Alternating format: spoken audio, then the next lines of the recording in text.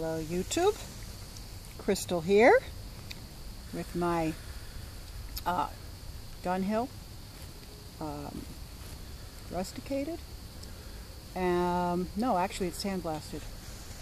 And in it is some Star of the East, which I find to be really excellent. And the reason I'm smoking it is because it was recommended by someone who said that it tastes pretty similar to Penzance, and can't get my hands on Penzance, so I'm smoking the next best thing. And this is delicious, so Penzance must be phenomenal someday.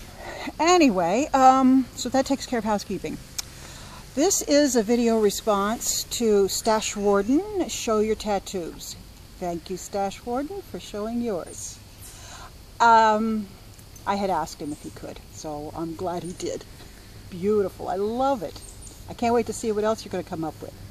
Okay, I have a long story. I know Bern's going to get upset with me, but it's a long story. Let me start by saying I was married to, my first marriage. My husband passed away several years ago. 15 years ago. Anyway, he was a plainclothes detective in the city of East Orange, New Jersey. And he was also the police composite sketch artist at the time. And we went on vacation to Maine. I'm trying to say this quick here.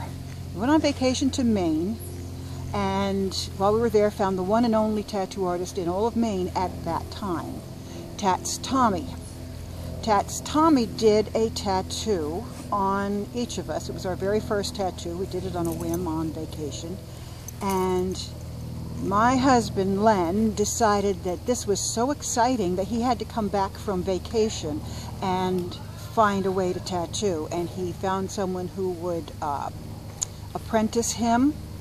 And he apprenticed for a while until the one day that a customer came in and said to the boss there, you know, I want this tattoo. And the guy said, yeah, come back in 2 weeks, I'll have it ready for you. And when the guy left, he said, well, why didn't you just do it? And the guy says, because I'm not an artist, can't draw that, can you? So they used to do a lot of, everything was traced. That was when my husband decided he could do this better on his own. So he quit and he opened his own shop. So from there, I was married to a tattoo artist who became rather famous over the years. Lenny Dwayne, tattoo artist and inventor. Anyway, let's start off by showing you what Tats Tommy did. My very first tattoo. It was red. I don't hold red very well. You'll find that out as we go. But that was my first one. Just a red rose. And I figured it was in a place where I could cover it up and hide it, and no one would ever know that I had a tattoo. Because women didn't do that back then when I did this. Okay, so then my husband started tattooing, and for practice he needed people to practice on. So his fifth tattoo, number 5, on my ankle. My rose, another rose. Okay, that was the 5th tattoo he ever did. Okay, over the years, of course, I became one of his prime customers and show off for the different tattoo conventions. I'll show you another one right now that's rather interesting. It's on my face. Now, I've always had the mole dead set in the middle. I've always taken eyeliner and drawn the 5 lines to make a star. New Year's Day, 1984, we're on our own, and we went out to the shop, and I said, just do it. I'm tired of drawing it every time. So he tattooed it on my face. Just 5 little lines. Let me tell you, I didn't even feel it. That's the only one I can say that about. Yes, tattoos hurt. Don't tell anybody. Don't believe anyone that tells you that they don't. They're full of shit. Excuse me. Okay, onward. Another odd one on my wrist. A tattoo artist friend came to visit our shop from across the country, and while he was there, he also stayed at our house. And he gave me this tattoo of some flowers flying through the wind as a souvenir. Now, to get on from that, one of the other first tattoos that my husband did on me was my peacock. Didn't know too much about how good tattoos could be, and that peacocks were usually used as cover-ups. What did we know when we first started out?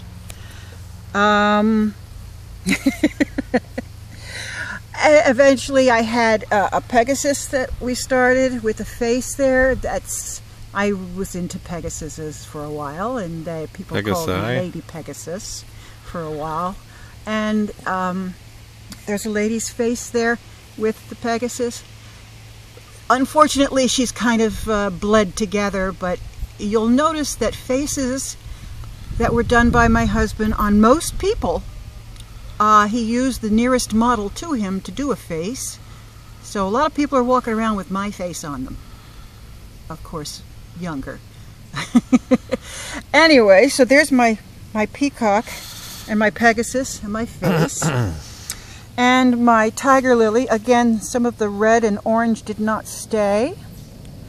And my little flower nymph or spirit or whatever you want to call her, a little fairy flying through my garden. You're going to see this red spot here. That one has kind of held, but that was because it's not as old as some of the others. And you'll see this blank spot. You'll also see a blank spot here. If you were able to look really closely, you would actually see some white lines in several spots here. A white teardrop here. These white lines were because Len was experimenting with doing tattoos with no black outline. It's not like you need a fence around the color to hold it in. It was just the way it was always done, like a coloring book. He was attempting to start something new. Unfortunately, he passed before he could complete it. Now we've got my story. And I had a little butterfly done years earlier, and he's kind of bled together a lot too. My flowers here have a story. We had decided that we were going to do a tattoo on me of these flowers, and company showed up as usual. We always had somebody wanting to hang out, even on days we were closed. Friends, you know, and we really wanted to be alone that day and just enjoy getting a tattoo, you know, doing the tattoo together. And we concocted this little story.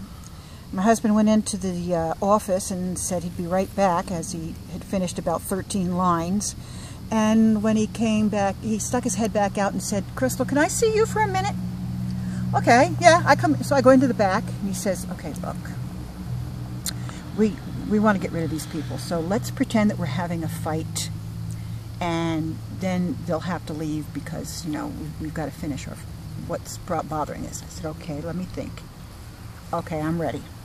So we step out of the room and out of the office into the other room and go. And I said, "You son of a bitch, I don't care. That's it. And I'm screaming and I'm yelling at him and I'm carrying on, and I walk out the tattoo shop door and I slam the door and I run into the house, which was next door. I run into the house. A few minutes later, my phone rings in the house, and it's my husband calling me and going, "Are you really mad? Did I do something? You didn't want to do that?" I'm like, "No, silly, I was acting. I must have done a really good job."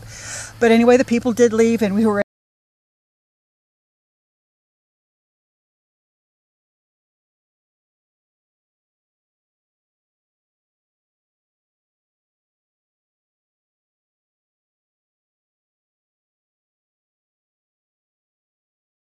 well, our youngest, a boy, he had said a boat. He was into boats at the time. And the oldest one said a waterfall, all that romantic stuff. The middle one collected rainbow pictures and things, so she said a rainbow. My husband was into castles and fantasy, so he made the boat, the castle, the cabin of the ship, with wings for sails. Myself, I'm into vines and flowers, so the vines are holding it all together all the way around. So that's my whole family, my family portrait. And it blends right in with the argument flowers. Now you notice that I had something on my other hand. My husband used to give me Len would give me a rose once a month. Every month he would give me a rose. And one day, you know, I said, okay, how about you put it on my hand? And we didn't really believe in having tattoos on the hand, but hey, we're in the business, you know. So he did this tattoo. If you look closely, you will notice that there are no lines anywhere. Everything is dots. He did it in a stipple fashion. Took 5 hours to do it one dot at a time, even in the darkest spots. There was never a time when he made a line. And it goes down the finger. And that was where it got me, was on the knuckle bones, and around the wrist, all the way around. So I used to say, you know, someday, when you're gone, I will still have a rose from you.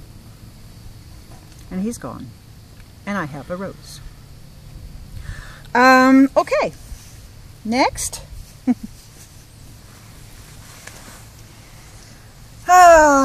My creature. Okay. This is why I wore a bathing suit kind of thing. This is the face of, like, it looks like a dragon, but I call him a sea creature, not a dragon. Because, first of all, he's friendly. Now, if you look closely at his eye, there is a symbol in there. That's the symbol for unity. And as you look at him all the way around, you come around to the strong part of the thigh, and there's his thigh and his leg. Nice strong legs to drag him along, because he doesn't have back legs. And he's friendly. He doesn't have fire. He has a tongue. All right, behave. And he continues, oh dear, all the way down my leg, all the way down, all the way down, past the knee, and his tail ends up, as you come around, his tail ends up on the top of my foot. That was fun, the foot. Bony areas are painful. And one thing to notice is that this tattoo was done so that no matter how I sit, I'm not covering any part of him. I'm not touching the tattoo, all of it is exposed. I'm not touching the tattoo, all of it is exposed. I'm not touching the tattoo, all of it is exposed. The bare spots are places where I would have crossed my legs at some point. Okay, do I have any others? I have one other, but I'm not going to show it. Oh, this side. Oh my goodness! I forgot this one. How can I forget this one? I used to collect the masks, and so I had him tattoo one on me. And yes, it is my face. Once upon a time. Before I got heavy and older. But that was the mask that he drew for me. He painted for me. He tattooed on me. And there's only one other. It's at the base of my spine. It was so extremely painful that I bawled my head off and said, no, we're not finishing it. And it's an incomplete and ugly, and I will never show it. Just because it's that horrible. And basically, that's it. That's my tattoos. I was married to a tattoo artist, and that's how that happened. Would I have any more tattoos? No. No, it's just not something for me anymore. That was something between us, and they're like a diary. I can remember what goes on. It's a diary. My living diary. So there you are, my tattoos. And so I'm going to say thank you very much, AJ. Congratulations to you for your 500, 600, how many do you have now? Subscribers. God bless. You deserve every bit of it. Thank you very much for this contest. You know I like it. And yes, burn. Adios.